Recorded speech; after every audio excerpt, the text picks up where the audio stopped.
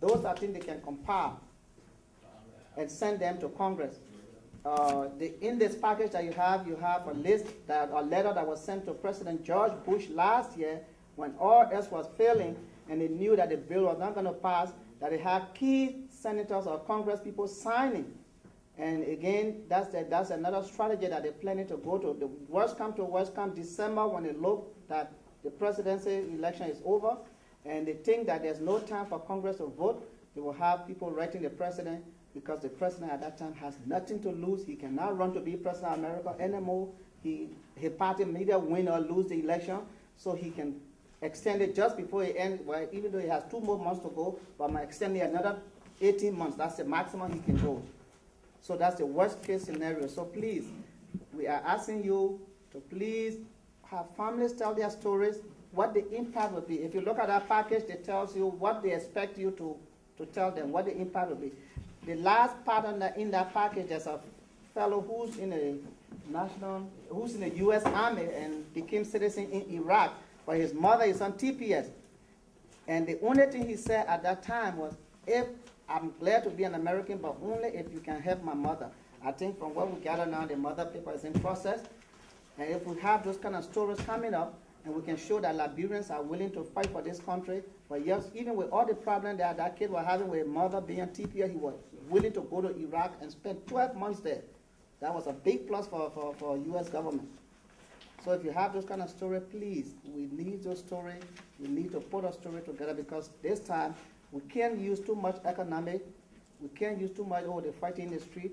We can only put the human face where the impact would be.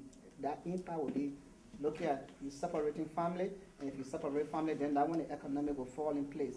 What will happen to the children? Are you going to have this parent or the family take the American children with them, or leave the American children to be on the system?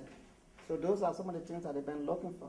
So to you, the leaders, that's the package, that similar thing like that they would like for you to have. If you have a labor union in your state, like 1199, most Liberians are nurses, so that's why I'm using 1199. Those are powerful labor union. AFL-CIO, which I happens to be part of before, the Federation of State and Municipal Employees. Those are big labor unions that when they call Homeland Security, they call State Department listen. If you can get letter from those people that, from our study, I think like one doctor, he worked Kappa, please help me, Hennepin College or Hennepin University. The professor here that did a research on the economic impact of Dr. Bruce Corey, on the impact of Liberians just leaving one little city like Brooklyn Park, how much impact it would be if we can have those things, Liberians getting out of Pennsylvania or Philadelphia, how much impact would be on the nursing services there, on the employment, on the housing services, because we'll pump a lot of houses into the housing market, which would drop down the housing prices. It will have people, landlord houses being vacant, and landlords, once the houses are vacant, will ask for tax extension from the city. The city will be losing taxes. I don't have anybody in the house who want me to pay taxes.